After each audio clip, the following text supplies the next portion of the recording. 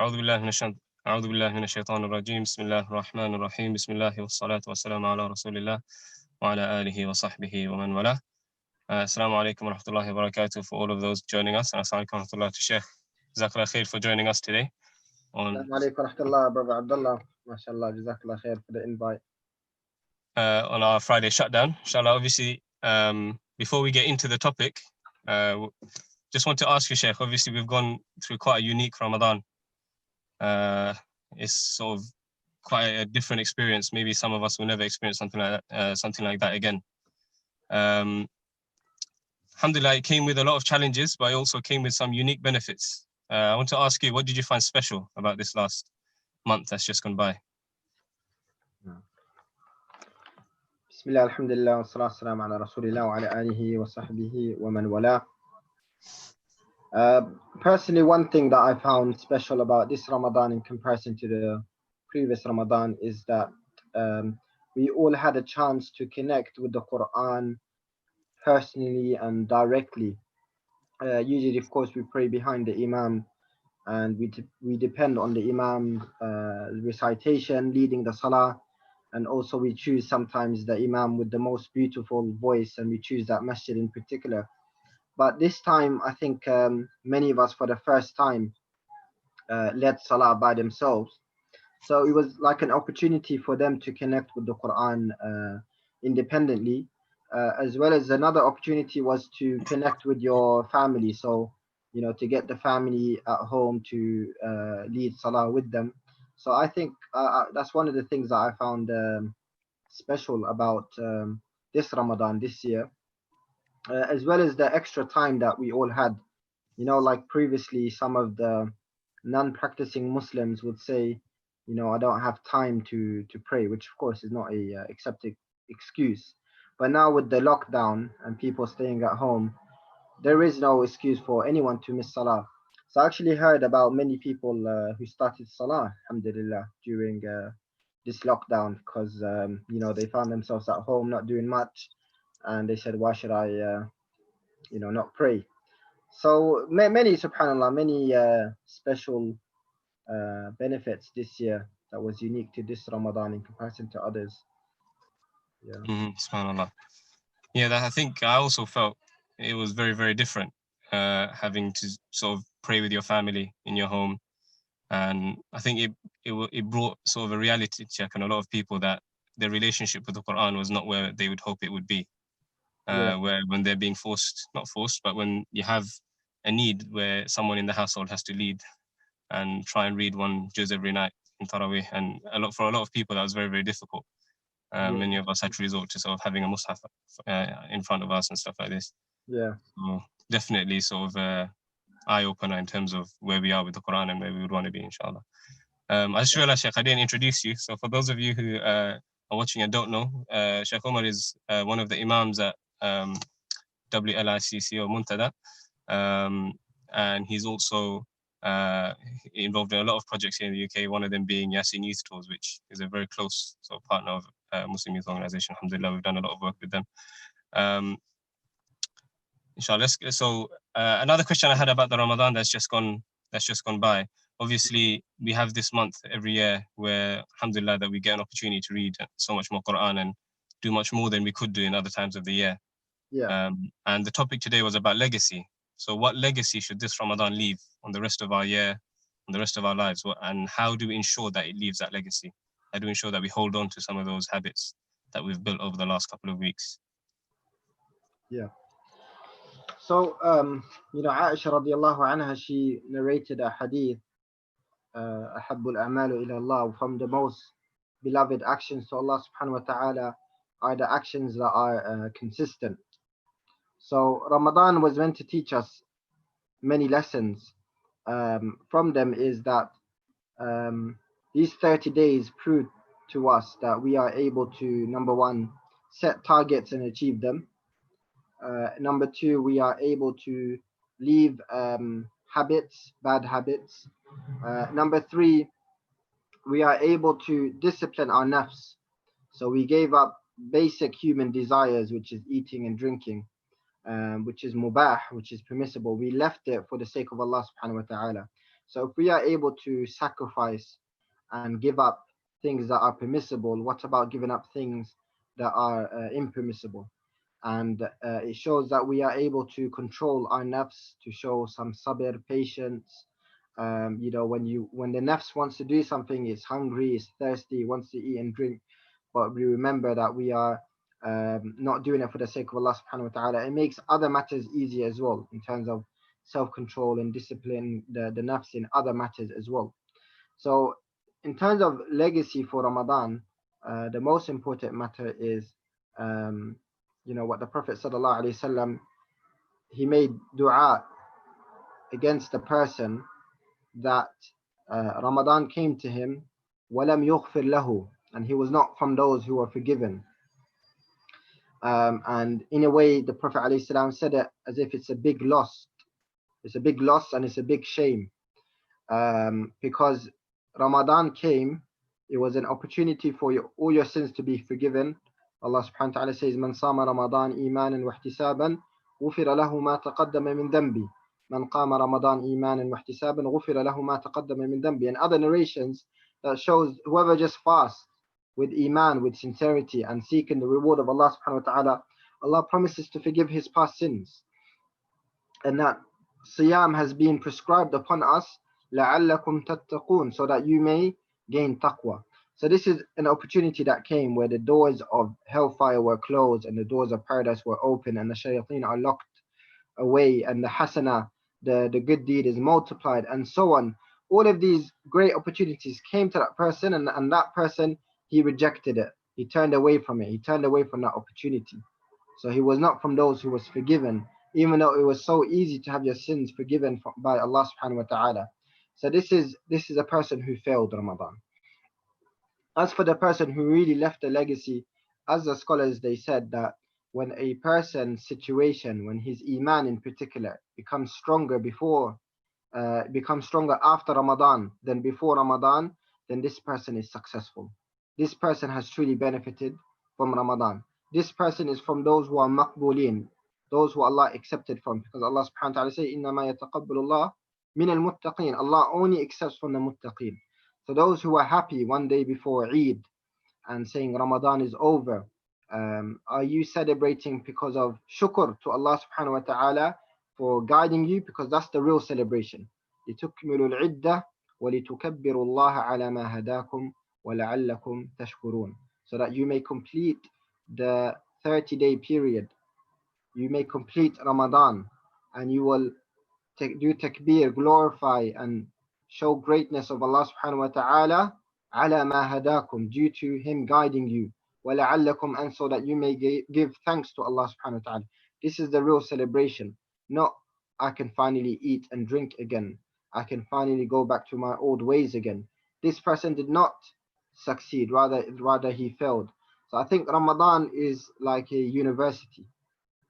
Some people, they learned so much during Ramadan and they graduated, they came out as a better person. And some people failed. They failed. They did not learn much. They did not achieve much. They did not graduate from this university, and they left being the same, if not worse, than before Ramadan. So Ramadan is, if you want to leave a legacy, you want to say that Alhamdulillah, we met our targets. We read the Quran. We fasted. We did sadaqah. We led the night prayers, and I'm still going to continue this. My Ramadan goals that I have, even if it's not exactly the same level, it's not the same amount, but we still have targets, then this is a person who left legacy. Because as Muslims, we should be long-term planners, not short-term planners. No successful person achieves anything if he just thinks in the short term. He always has to think in the long term. And the first hadith that I mentioned of Aisha radiallahu anha, that Allah loves the consistent deeds even if they're small. So we should still have targets after Ramadan. If it's the Sunan prayers, if it's the amount of Quran we want to recite every day, if it's performing the adhkar in the morning, adhkar in the evening, if it's giving sadaqah occasionally, if it's praying qiyam al-layl occasionally, all of these good deeds, we should still have a long-term target, long-term goals, and still continue to have other targets that we are trying to achieve, inshallah ta'ala. Jazakallah khair, Sheikh. I think that analogy about Ramadan being like a university is a very useful one. Inshallah, may Allah allow us to be better students of Ramadan than many of us who are at university. Inshallah. Um, a question on sort of more practical advice. Obviously, during this time, especially in the time that we found ourselves in now, where a lot of us have more time during Ramadan because we don't have work or we're working from home and we don't have as many commitments or as much need to go outside. We've had a lot of time this Ramadan to devote to things like the Quran, like our personal ibadah, and just developing ourselves during this time. How do we ensure that a couple of days after Eid, now that couple of days have passed, that we don't lose a lot of those habits that we've built? What do we do today? What do we do tomorrow and over the next couple of weeks to make sure that we hold on to these habits and they become part of our lives, not just things that we do in Ramadan? Yeah, absolutely. Alhamdulillah that this lockdown gives us an opportunity to be alone a lot and to reflect and think a lot. Some of the scholars of the Salaf of the past, they said that during waqt al-bala, during times of trials and tribulations, a person should not be sinning because, it could be that a punishment has been sent down by Allah subhanahu wa ta'ala. Allah is angry with us. Allah is displeased with us. We should therefore repent to Allah subhanahu wa ta'ala and increase in good deeds, not disobey Allah subhanahu wa ta'ala more. If we want the punishment to be lifted, if we want Allah subhanahu wa ta'ala to be pleased with us again. And every person has responsibilities. We have responsibilities if it's to our studies, to our families, to our jobs. But the most important responsibility that we have is our responsibilities and duties towards Allah subhanahu wa ta'ala. When Allah describes the prophets, He says, وَكَانُوا لَنَا عَابِدِينَ وَكَانُوا لَنَا خَاشِعِينَ. How were they to Allah subhanahu wa ta'ala? How was their dealing with Allah subhanahu wa ta'ala? خَاشِعِينَ, those who feared Allah, those who were worshippers to Allah. ذَاكِرِينَ, those who were remembering Allah subhanahu wa ta'ala alone. So the first uh, situation we should rectify is our relationship with Allah subhanahu wa ta'ala. Then our second most important responsibility is our families. And before our families, ourselves. قُوا أَنفُسَكُمْ وَأَهْلِيكُمْ نَارًا. And when we say ourselves, what do we mean? That means we need to nurture our hearts, our souls. And we need to look after the amanat that Allah subhanahu wa ta'ala gave us. The amana of the eyesight, the tongue, the ears, the heart, our bodies. All of this is an amana from Allah subhanahu wa ta'ala that we need to look after. And if we don't look after it properly, they will speak out against us on the day of judgment. Our hands will speak and testify. Our feet, every single body part will speak about how it was treated. And then we said our families, our responsibilities towards our parents, our mothers, our fathers, our children, our spouses, our relatives. And then comes our role in society, our role in the community, our role towards other people who are other believers, our rights towards other believers. And then the last responsibility is our role and responsibility towards mankind. So if we agree that these are the four or five, depends, matters that is an amana upon us, then we need to, in order to be successful towards these responsibilities, we need to write, and I will emphasize on the word, write a plan. Because when it comes to businesses and worldly affairs, we can't be successful and we can't be good planners unless we have something documented. We can see budgets in Excel sheets or Microsoft Word. So it is the same with matters that are even more important than this. And planning is extremely important. Anyone who's not a planner is a failure. You can either be a planner or a failure. There isn't in between. Because as the quote says, if you fail to plan, then you plan to fail. You are planning to fail. So in regards to our first responsibility towards Allah subhanahu wa ta'ala, ask yourself, what is um, what is your target? What is your aim? What do you want How do you want Allah subhanahu wa ta'ala to see you? What do you want Allah to think of you? How do you want to meet Allah subhanahu wa ta'ala on the day of judgment? What state? So then after you identify and you make a conclusion of what type of person you want to be in front of Allah subhanahu wa ta'ala, write that down. And then now ask yourself, how am I going to be that person? An example could be that from now on, I'm going to try to fast every Monday and Thursday, or I'm going to fast 3 days a month. I'm going to try pray Qiyam al-Layl at least once a week. And I will start with, to make it easier for myself, praying after Isha if you struggle to wake up in the third night, until you reach a level where it's easier for you to wake up in the last third of the night. And everything starts difficult and then becomes easier once you start practice. And that's a rule in life. You know, first time someone goes to the gym, it's difficult. Then by second month, third month, it becomes easy. The first time someone tries to memorize the Quran and read, he struggles. But after 2, 3 months of practicing, it becomes so easy. Ramadan taught us that as well. That the first day for many people it was hard. They're hungry, they're thirsty. When it came to day 3, day 4, week 1, it's so easy. You're used to it. So your aims, yeah, Qiyam al-Layl, fasting, sadaqah, even if it's a few pounds a week. You're praying your sunan prayers. You're doing your adhkar in the morning and the evening. You're seeking knowledge.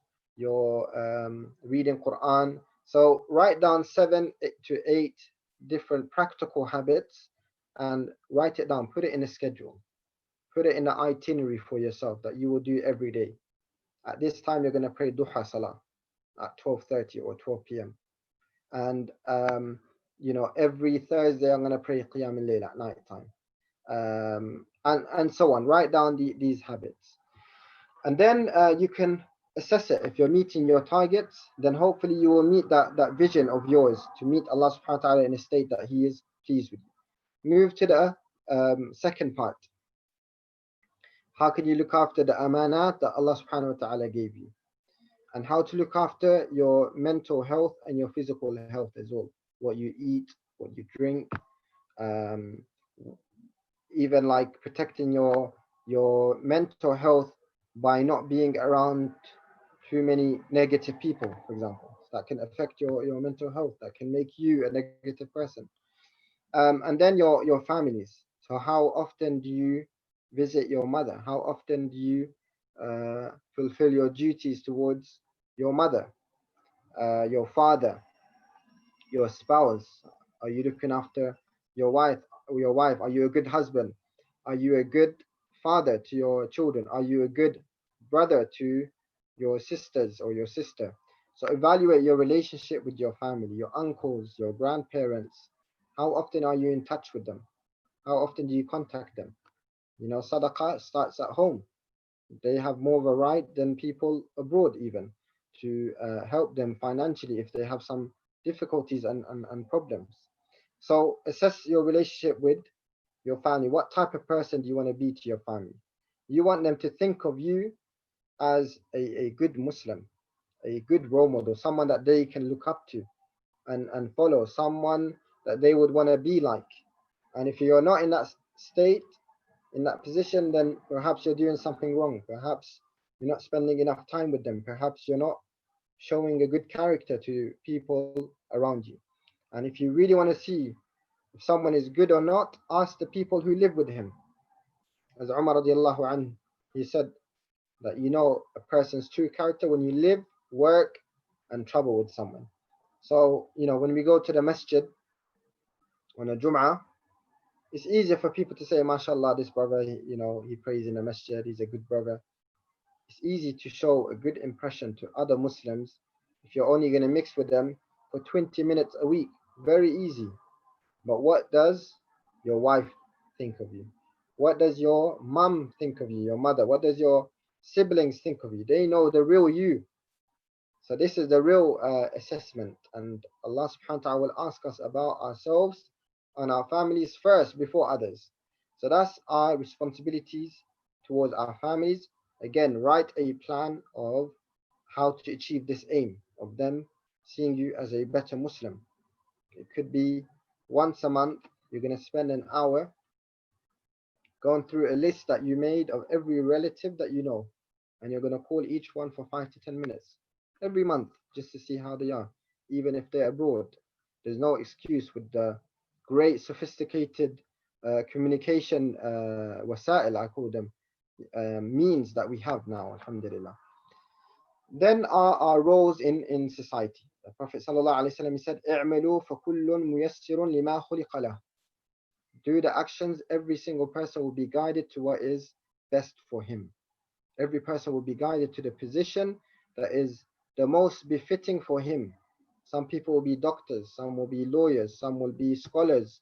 Each person will have a position. And each person has something unique about him that no one else has.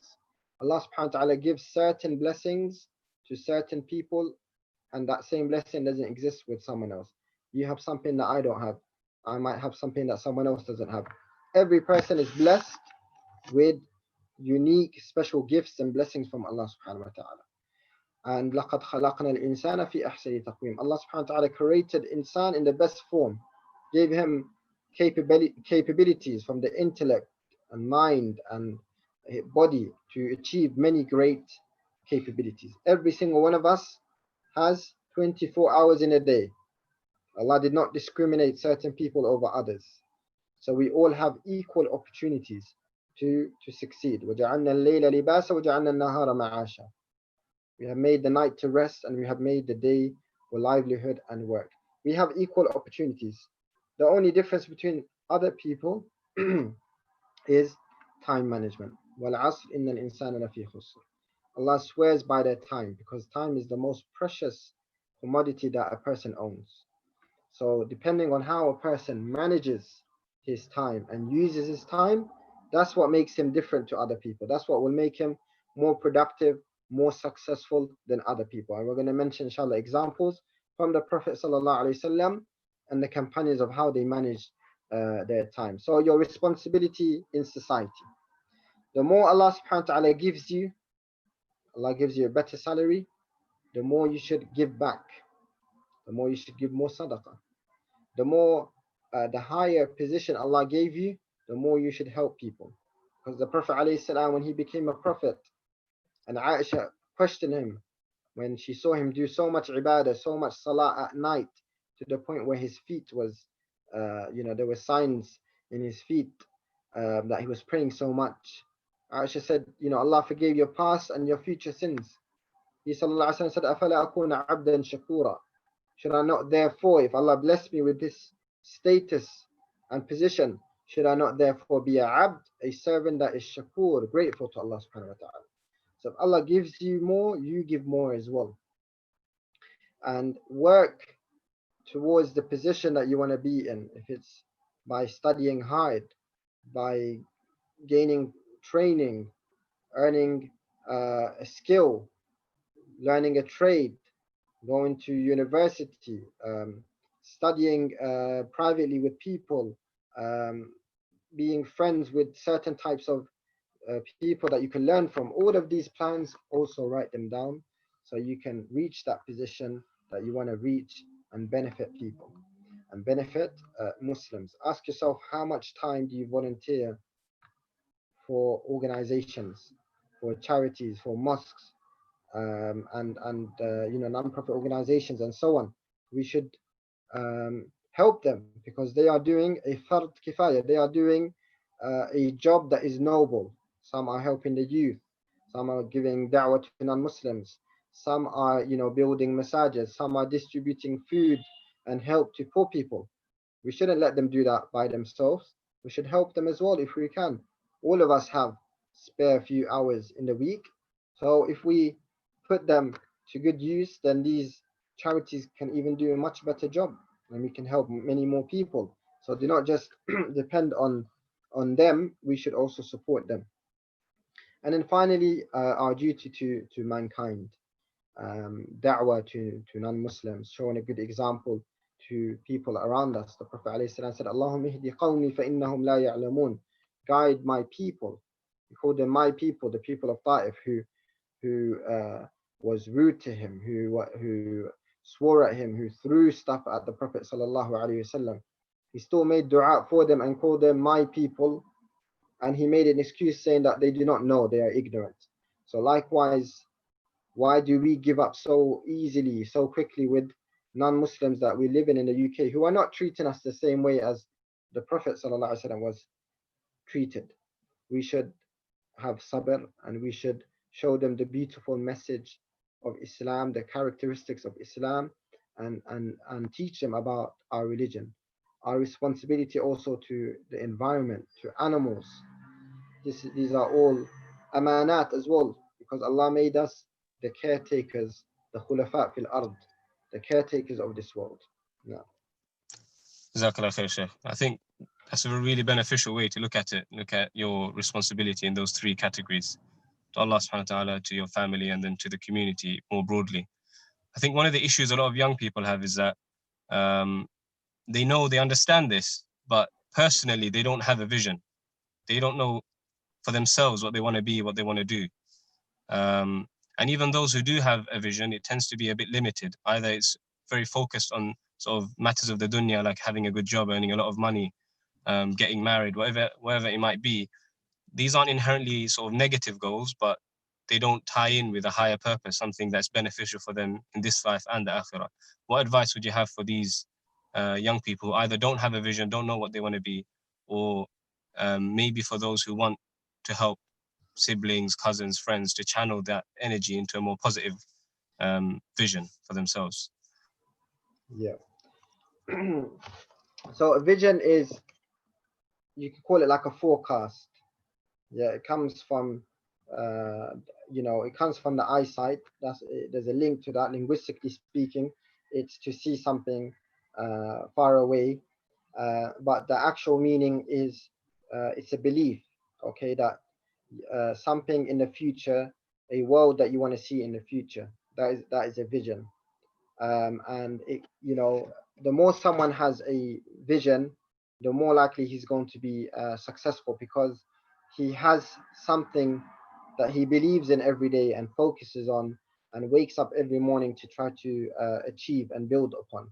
But the person with no vision is lost sometimes, because he doesn't know where he's going, what his purpose in life is, and why he is living. So every Muslim should have a vision, and every Muslim knows his vision anyway from his creation, that we have been created to worship Allah subhanahu wa ta'ala.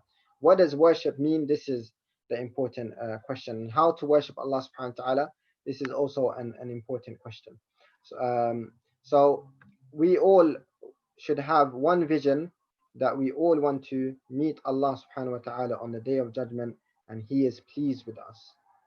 And we all want to meet Allah subhanahu wa ta'ala without punishment, without being accountable for many sins. And we all have a vision that we want to live in paradise with the Prophets alayhim salam. So this is a collective vision for all Muslims. However, each person should still have an individual vision that is focused in this dunya, which is the vision of how to meet my bigger vision. So vision is one big circle. Inside that circle, there's another layer. This layer is your personal vision, and this will be your token. This will be your token that will make you meet your bigger vision of Allah subhanahu wa ta'ala being pleased with you. And I mentioned earlier that every single person has been blessed with unique blessings. So what is your personal vision that you're going to live in your life, that will make you enter the akhirah and Allah subhanahu wa ta'ala is pleased with you? The Prophet sallallahu alaihi wasallam, he had a vision that he wants to meet Allah subhanahu wa ta'ala on the day of judgment, and he has the most followers out of all other prophets. This is a vision. And the Prophet alayhi salam, he did not see this vision in his life, because he didn't have the most followers at his time. But this vision lived beyond the Prophet's life. And this is the correct vision to have. A vision that will be like your sadaqah jariyah, that even after you pass away, this vision will continue. There will be generations after you that will continue it.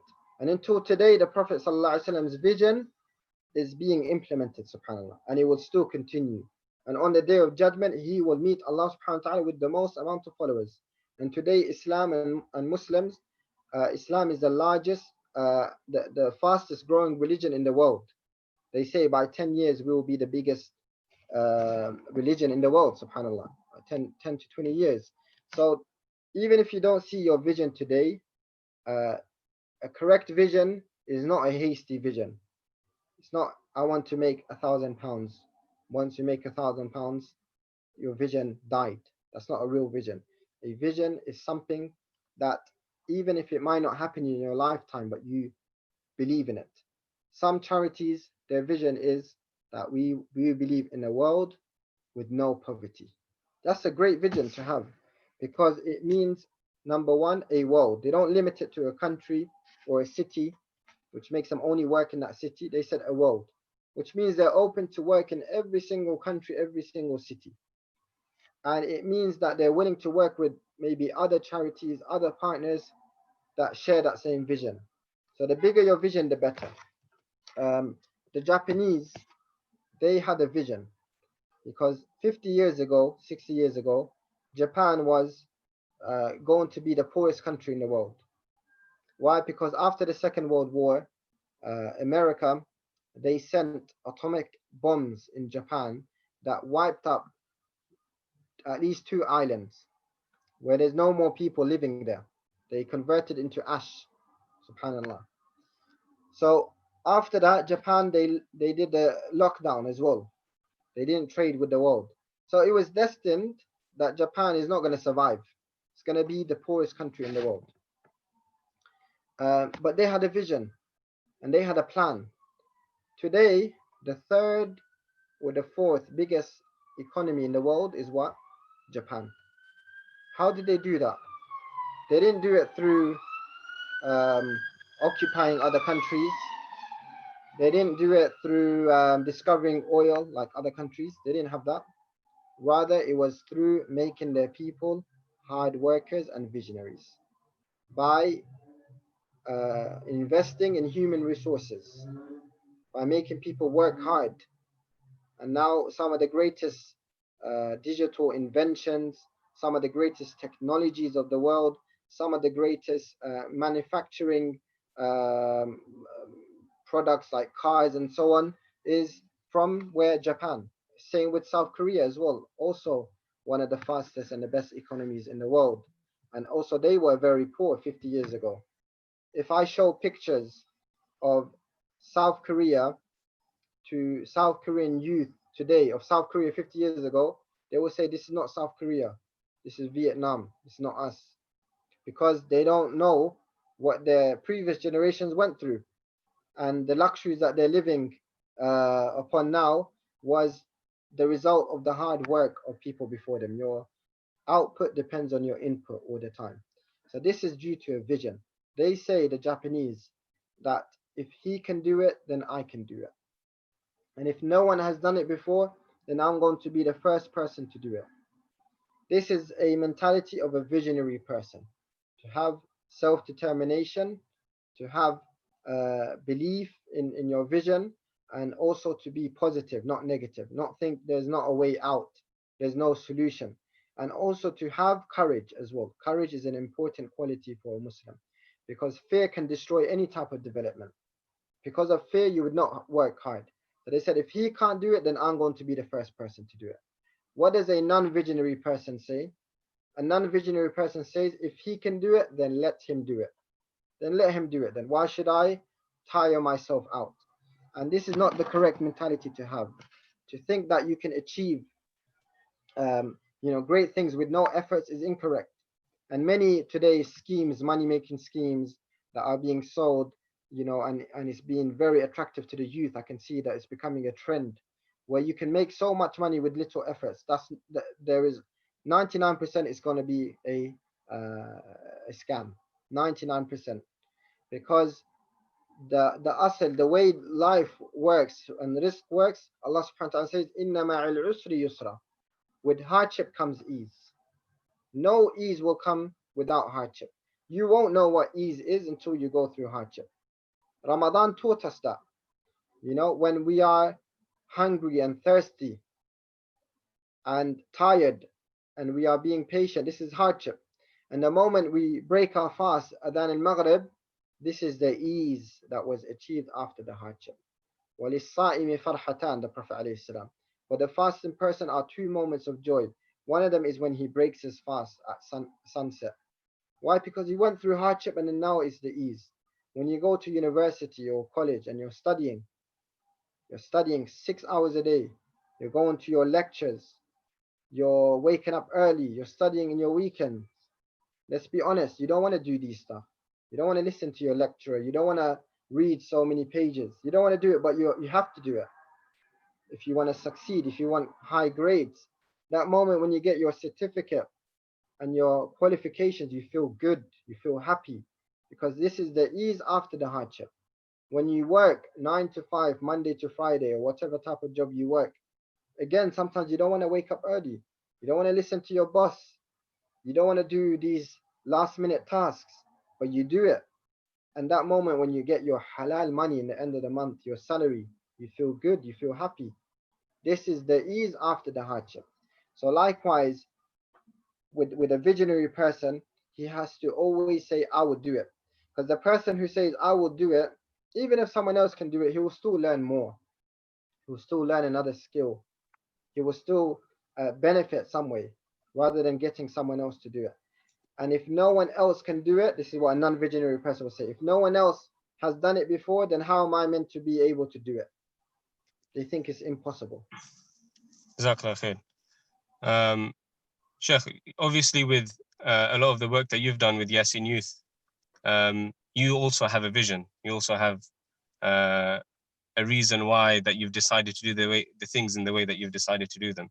What led you to found Yasin Youth, and what do you look to achieve with Yasin Youth, and what are the values and the vision that you are hoping that continues after you are gone with Yasin Youth?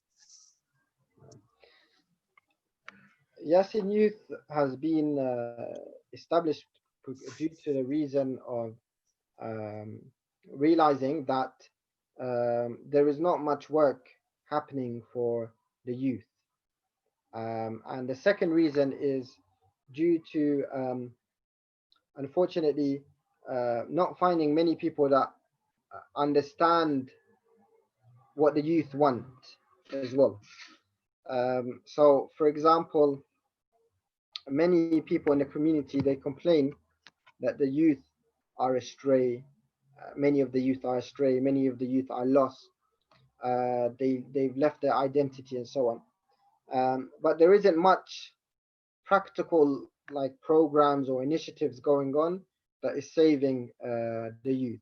So the reason why Yasin Youth has been set up due to the need, and I'm not saying Yasin Youth is the solution and it's going to solve all of these problems. It could be 1% or a small percentage of efforts that are trying to solve this problem. This needs, of course, collective efforts. It needs hundreds of organizations and all types of different investments. But one thing that I realized as well is, due to myself being a young person who was, born and brought up in the UK, and Allah Subhanahu wa Taala guided me in my teens, Alhamdulillah, and this guidance was something unplanned for me, and it was the best feeling ever, Alhamdulillah.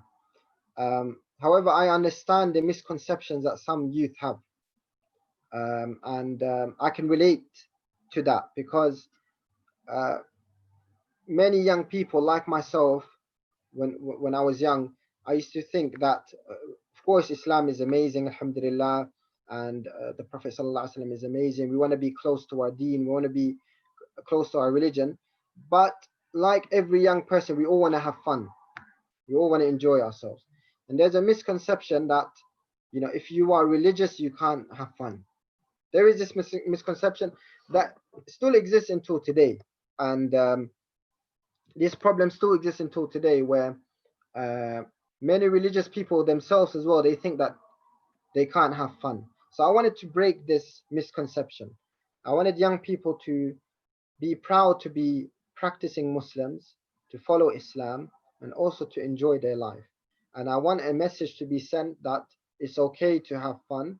Not only is it okay, it's encouraged to be happy and to enjoy ourselves. Islam is about sa'ada, Islam is about happiness. And once we follow Islam, we will taste true happiness. And once we are away from Islam, we will not taste happiness, we will taste misery and depression. And this is a fact. So what I wanted to try do is bring the youth through attracting them to participate in enjoyable programs, and they don't have to be advertised as it's a religious program. It's going to be a program where you're going to be praying all day, you're going to be reading Quran all the time, because Islam is balance. Where the Prophet ﷺ said, "Sa'a sa'a," hour to yourself, hour to your Lord. "Sa'a li nafsika, sa'a li rabbika." And what that means is an hour towards worship, the rituals and the ibadat, and an hour towards, yourself, your nafs, in matters that are permissible. And these enjoyable, permissible programs has an educational element to it, has a tarbiyah element to it, where it teaches them uh, certain characteristics.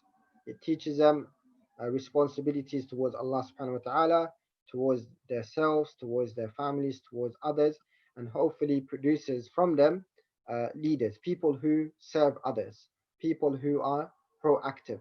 And when we see Surah Yasin, which the name comes from the surah, there is a story about an individual who is unknown, we don't know his name, where two prophets were sent, they were killed. Allah sent a third prophet, and they were killed. So Allah subhanahu wa ta'ala sent a man. وَجَاءَ رَجُلٌ. We don't know who he is. مِنْ أَقْصَى الْمَدِينَةِ يَسْعَى.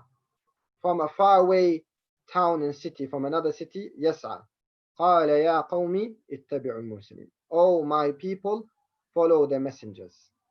So this man came, he's anonymous, he's unknown, and he's just a random man. He told the people to follow the messengers.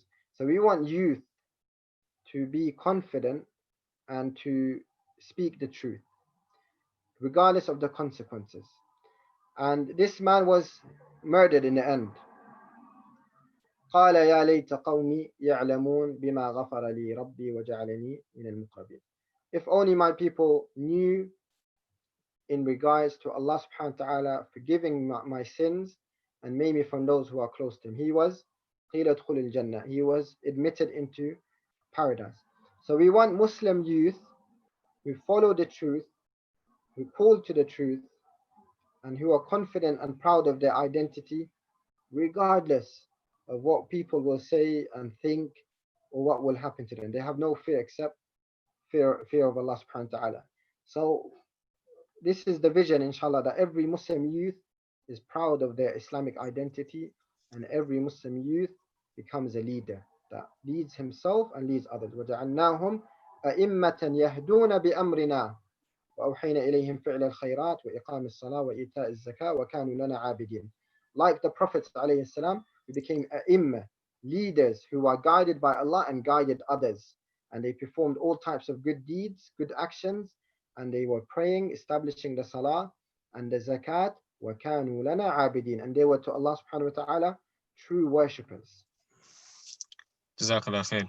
So it's a noble vision, Sheikh. Inshallah, may Allah allow you to achieve that, if not within your lifetime, then after it, inshallah. And it's definitely a very, very important area of work where there's unfortunately not a lot going on. Where there's a lot of focus on masajid and institutions, but in terms of this area of youth work, unfortunately, it's a bit underappreciated. The final question, because we're coming close to Maghrib time, if you could give one piece of advice to yourself at 20 years old, now looking back, obviously it hasn't been a massive amount of time since then, mashallah, you're still young, but what advice would you give yourself at 20, sort of looking at your vision and a legacy you want to leave? What advice would you give? It's a good question, mashallah.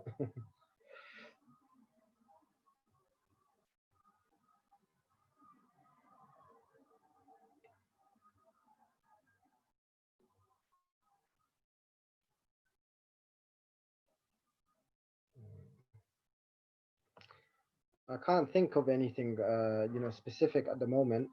But in general, of course, we all would regret, the times that have not been spent, worshiping Allah Subhanahu wa Taala, the times that have not been spent learning about the Deen, working on the nafs. I remember uh, being, I remember when I was 21 years old, or 20 or 21, and I was a new student in Medina University.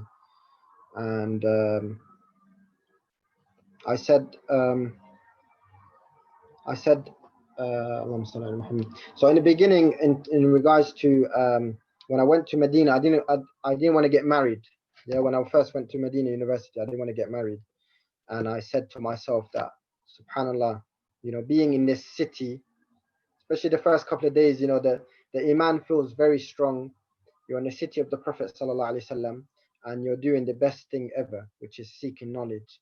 So once you go inside the university, it's like a mini village because there is no fitna at all. It's all students of knowledge.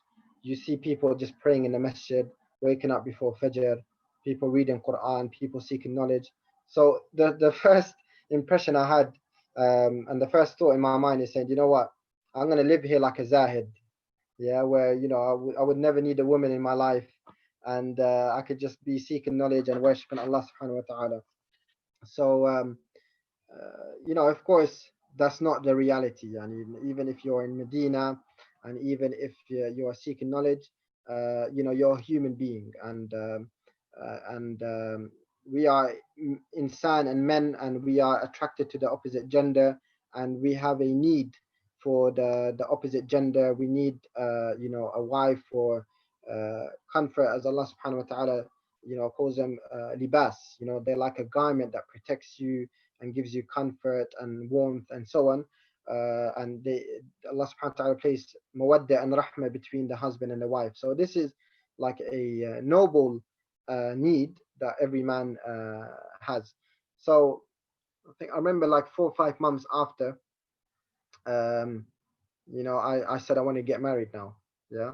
So I was speaking to a senior brother who until today, I always seek advice from.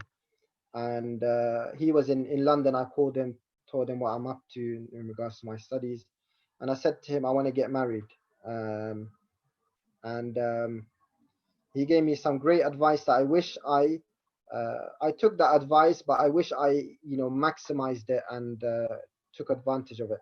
He said, Umar, forget about marriage right now, seek knowledge and focus on yourself right now, because you will never get this opportunity again to be alone, to do ibadah to Allah subhanahu wa ta'ala, to seek knowledge. And if you do that now, you would last longer after. And that was one of the best advice that was given to me.